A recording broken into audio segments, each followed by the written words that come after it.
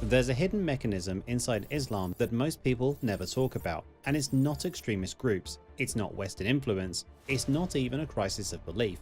It's Sharia, when faith becomes law. Because once a religion turns into a governing system, it stops living in people's hearts and starts living in people's courts, police stations, textbooks, and prisons. And that changes everything. It creates a structure that can't bend, only tighten. A system where criticism becomes a crime, where reform looks like betrayal, and where the modern world isn't just different, it becomes a threat. And here's the trap. To survive in the 21st century, Islamic societies would have to adapt, but adapting means admitting the system isn't perfect. So instead, many regimes double down, and every time they do, the same pattern repeats. Authoritarianism, corruption, brain drain, stagnation, and quiet rebellion. This isn't Islam collapsing from the outside, it's Islam being forced into a no-win dilemma from within. In this video, we're exposing the contradiction at the core of the system, and why the harder it fights to stay pure, the faster it risks tearing itself apart. From the very beginning, Islam was different. Muhammad wasn't just a prophet, he was a lawgiver, a judge, a military commander. He built a state in Medina where religious authority and political power were one. His successors, the caliphs, continued this fusion. They didn't just lead prayers, they led armies, collected taxes, and enforced laws. There was no separation, no render unto Caesar, God's law was the state's law, period. This is Sharia, not just personal piety, a complete legal system claiming divine authority over everything. How you pray, who you marry, how you inherit, what you can say, what you can believe. And once that system locked into place, questioning it became heresy. Leaving it became treason. Today, over 80 countries have blasphemy laws on the books, most of them Islamic majority nations. In 13 of them, you can still be executed for apostasy, for walking away from the faith. Pakistan, Saudi Arabia, Iran, Afghanistan, the list goes on. These aren't medieval relics, these laws are active right now in 2026. People are imprisoned, flogged, executed, not for violence, but for words, for doubt, for leaving. And once you build that cage, you lock yourself inside. Because when faith becomes law, dissent becomes dangerous, and reform becomes impossible. But cages need guards, and those guards have a price. Let's talk about what happens when you prioritize ideology over talent, when you decide that loyalty to the system matters more than brilliance, more than innovation, more than the future itself. Iran learned this the hard way. In 1979, Ayatollah Khomeini took power and immediately began reshaping the country into an Islamic republic. Universities were shut down for over a year for cultural revolution. Secular courts, gone, replaced by Islamic tribunals. Women's freedoms stripped away under mandatory veiling laws. Art, music, literature, all subjected to rigid censorship. Intellectuals who questioned the new order, silenced or worse. Almost overnight, Iran's educated class started fleeing. Doctors, engineers, scientists, professors, the very people who had studied abroad and returned to build their country. The innovators, the professionals, the dreamers, anyone who could get out, got out. And Khomeini's response? He didn't try to stop them, he dismissed them. They say the brains escaped. They are not educated people and are treacherous brains. He declared in 1979, we do not want their services and contributions. Read that again. The leader of a revolution, supposedly for the people, actively rejecting the brightest minds his country had produced. That contempt for expertise, it's been Iran's undoing ever since. Between 2007 and 2021 alone, somewhere between 150,000 and 180,000 scientific professionals left Iran. That's not a gradual exodus, that's a stampede. The cost? An estimated $50 to $70 billion per year in lost productivity, every year. To put that in perspective, Iran's entire annual oil revenue in good years is around $60 billion. They're losing almost as much from brain drain as they make from oil. But 2024 was even worse. Another 110,000 highly skilled Iranians emigrated in a single year. That's not a brain drain, that's a hemorrhage. And it gets darker. According to recent data, only 1% of these elites ever consider returning. 1%. The global average for skilled migrants, 7%. Iran isn't just losing its best minds, it's gifting them permanently to other countries, to America, Canada, Germany, the UK, countries that will benefit from Iran's investment in education while Iran itself withers. Over 20% of Iranians living abroad hold higher education degrees. From 1979 to 2019, the number of Iranian emigrants grew from 500,000 to 3.1 million, from 1.3% of the population to 3.8%. Between 2007 and 2012, 96% of patents registered by Iranian inventors belonged to the Iranians living outside of Iran. The innovation was happening, just not in Iran. 25% of Iran's university professors have left in recent years, 1 in 4. The healthcare system is collapsing in slow motion.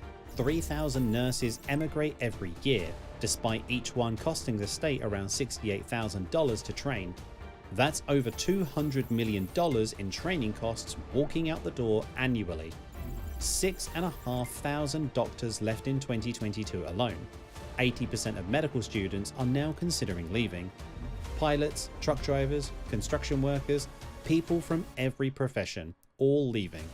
Even Iran's Olympic medalists, 83 out of 86 recent Olympiad winners, have left the country. When even your champions don't want to stay, what does that say?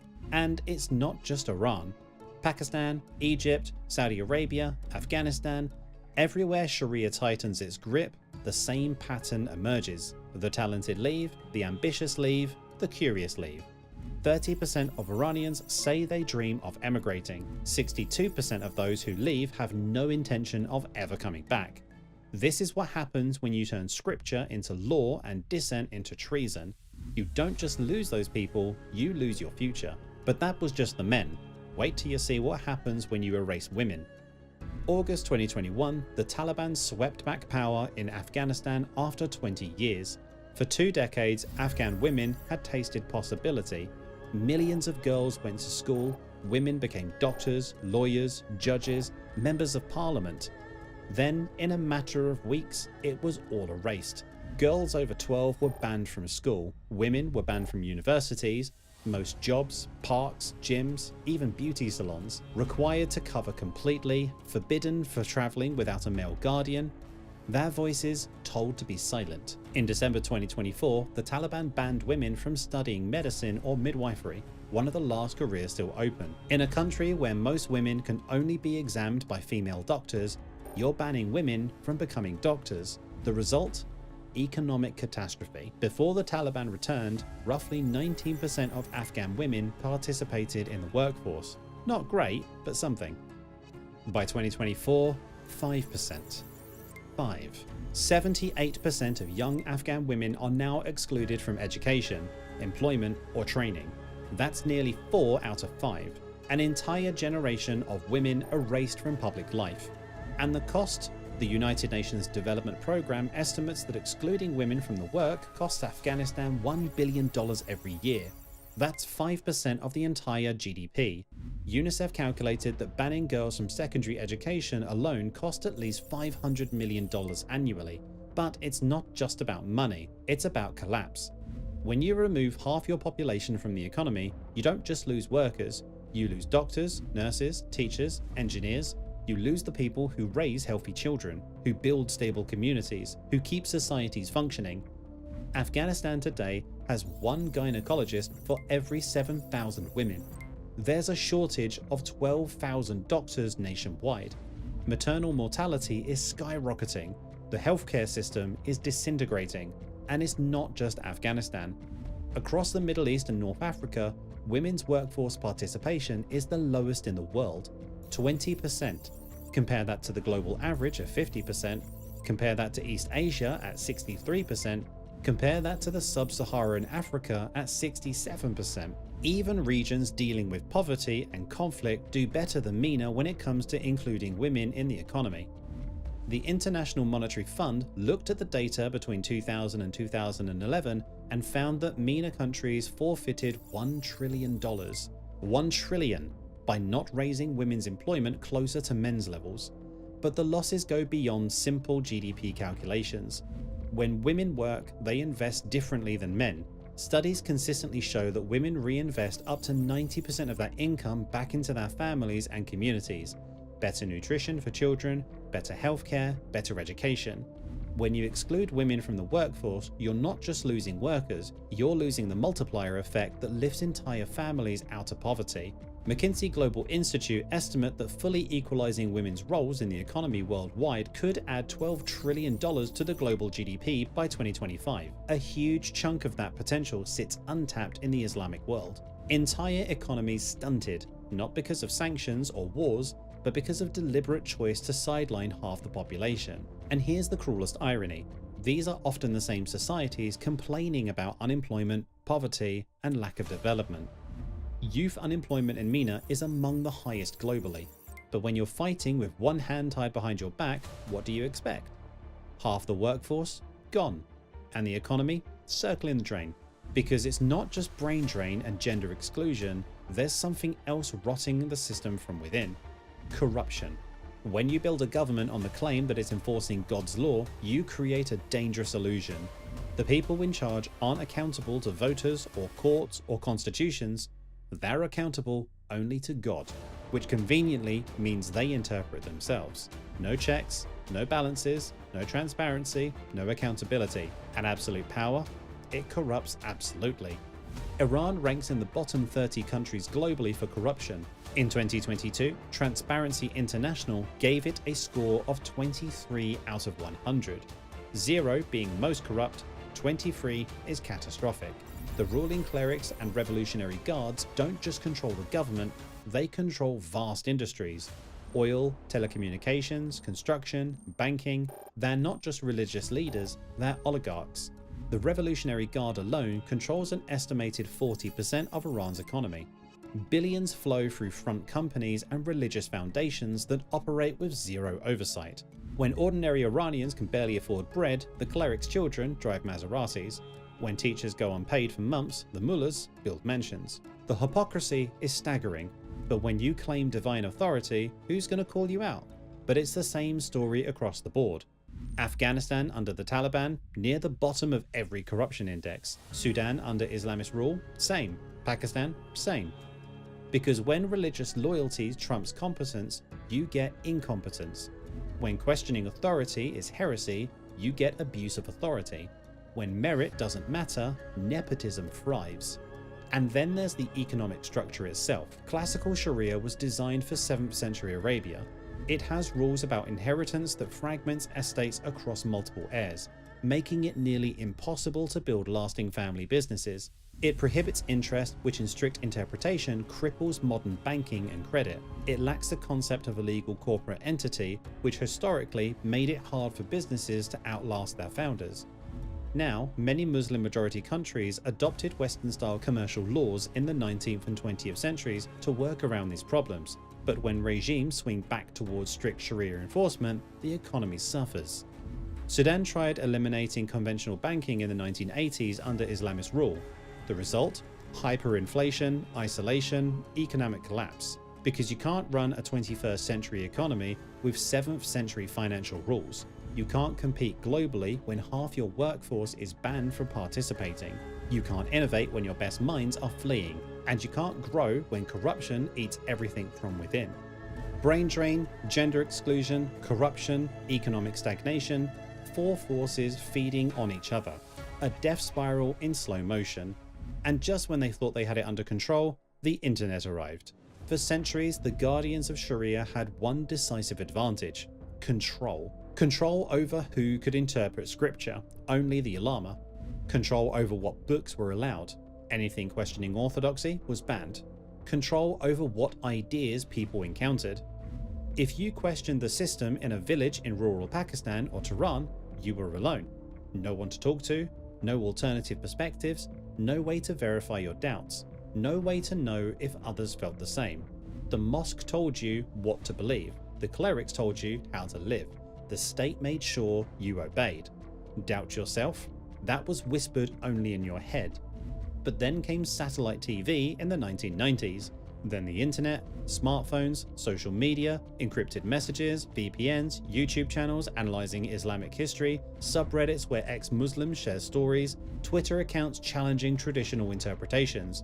And suddenly, the gates were blown open. A teenage girl in Riyadh can now access critical histories of Islam's origins that would have been unthinkable a generation ago. She can watch video lectures from professors at Oxford or Harvard explaining textual criticism of the Quran. A university student in Cairo can watch live debates about Quranic contradictions with scholars on both sides. A young man in Karachi can join online forums with thousands of ex-Muslims across the world, realizing he's not alone, not crazy, not uniquely damned. They can see how people live in secular societies, not through propaganda, but through direct connection. They can compare their freedoms, or lack thereof, with what others have. They can question safely, anonymously. And they are. The Arab Barometer, which tracks public opinion across the Middle East and North Africa, has been measuring religiosity since 2006. The shift is seismic. In 2013, 8% of Arabs described themselves as not religious. By 2019, 13%. That might not sound dramatic until you realize it's a 62% increase in just 6 years. And it's not evenly distributed, it's the young. Among Arab youth, the percentage identifying as non-religious jumped from 11% to 18% in that same period. In Tunisia, historically one of the most secular Arab states, 46% of young people now say they're not religious, almost half. In Libya, 36% identify as non-religious. In Algeria, the numbers are climbing. Even in Egypt, Morocco, Jordan, countries with deeply religious populations, youth religiosity is dropping. But it's not just about personal belief, it's about trust. Trust in religious leaders is cratering. In 2013, about half of people in Arab countries say they trusted religious authorities. By the late 2010s, 40%. And in some countries, the collapse is even steeper. In Iraq, trust in religious leaders dropped from 42% in 2012 to just 12% in 2019. 12. In Sudan, trust fell from 57% in 2021 to 2023 to 24%. In the Palestinian territories, from 48% to 26%. Islamist political parties, once seen as the future, are losing support across the board. 2/3 of Arab youths now say religion plays too large a role in their society. 4 in 5 say religious institutions need reform. This is an earthquake happening in real time, and the regimes know it. They're cracking down. Saudi Arabia arrests bloggers. Iran imprisons women for posting videos without hijab. Egypt prosecutes atheists under blasphemy laws. Pakistan hunts down anti-Islam content online. But it's like trying to hold back the ocean with a broom. For every banned website, there are 10 mirrors. For every jailed activist, there are 1,000 more speaking anonymously. VPNs, Tor browsers, encrypted signal chats. The monopoly on information is gone, and it's not coming back. A BBC International survey in 2019 suggests that 13% of Saudis privately identified as atheist. In the birthplace of Islam, that's over 1 million people. In Iran, independent polling in 2020 found that only 32% still identified as Shia Muslim, down from what was once near universal. The wall is cracking and everyone can see it. Which brings us to the end game. Islam is facing an impossible choice. Path 1. Reform. Admit that Sharia, as traditionally understood, can't govern modern societies. Revoke apostasy and blasphemy laws, grant women full equality, separate mosque from state, allow secular legislation, permit open debate on religious matters. In other words, fundamentally reimagine what Islam means in the modern world. The problem? That strikes at the core claim. For Orthodox Muslims, Sharia is the immutable law of God. To change it is to admit that it was wrong. And if it was wrong, what does that say about the faith itself? It opens a door that many believe can never be closed. They look at Christianity in the West, where reform and enlightenment eventually led to mass secularization, and they see a warning. Loosen the grip, and the whole thing unravels. So, instead, many double down. Path 2. Rigidity. Insist that Sharia is perfect and must never bend. Tighten enforcement, crack down on dissent, resist modernity. And we've seen where that leads. Brain drain accelerates, economies stagnate, women are erased, corruption festers, youth disengage, the talented leave, the curious rebel, and over time, the system either collapses or becomes a hollow shell, still claiming divine authority but increasingly ignoring its own people. Either way, Islam as a governing system is losing. Reform destroys the claim to perfection, rigidity destroys the society itself. It's a no-win game. And the choice is being made right now in real time by millions of individuals. Some Muslim majority countries are cautiously liberalizing. Saudi Arabia finally let women drive, Tunisia enshrined some gender rights, Morocco reformed family law. But these are half measures, tactical retreats. The core contradiction still remains. Other places are digging in harder. Afghanistan under Taliban is the purest expression of rigidity, and it's producing nothing but misery. Iran's theocracy tightens the noose while the population quietly turns away, and across the Muslim world, individuals are making their own decisions, staying but disengaging, believing but not practicing, or simply leaving, physically or spiritually. The Ummah, the global community of Muslims, isn't vanishing, but it is fracturing. In a few decades, we might see a small core of hardliners clinging to strict Sharia in failed states, while the majority of Muslims live in societies where Sharia is symbolic, personal status law maybe, but not penal codes, not governance, not control. Or maybe we'll see a genuine reformation, a new understanding of Sharia that preserves ethical principles but abandons medieval literalism. Either way, the status quo can't hold, because here's the truth. The hidden mechanism isn't a conspiracy, it's not a plot, it's a design flaw. When you build a system that cannot change, you build a system that cannot survive. When you claim your laws are perfect for all time, you guarantee they'll be obsolete eventually. When you turn doubt into a crime, you turn thinkers into enemies. And when the world changes faster than your laws can adapt, the structure cracks. Islam isn't being destroyed by Western armies or secular propaganda, it's being torn apart by its own internal contradiction. The same rigidity that once gave it unity is now causing fragmentation. The same fusion of faith and state that once made it powerful is now making it brittle. The same claim to timeless perfection that once inspired devotion is now driving people away. This is the hidden core, the trap that was built from the beginning, and it's springing shut. So, what happens next? Does the Islamic world reform and survive in a new form, or does it cling to the old system and fracture into irrelevance? We don't have to wait long to find out. The answer is being written right now. In the emigration queues, in the underground forums, in the quiet rebellion of millions who are choosing conscience over control. The ship has cracked keel and the water is rising. What do you think? Can Islam reform without losing its soul, or is the system locked into a trajectory it cannot escape? Let us know in the comments and subscribe to Fall of Nations for more analysis on the forces reshaping our world.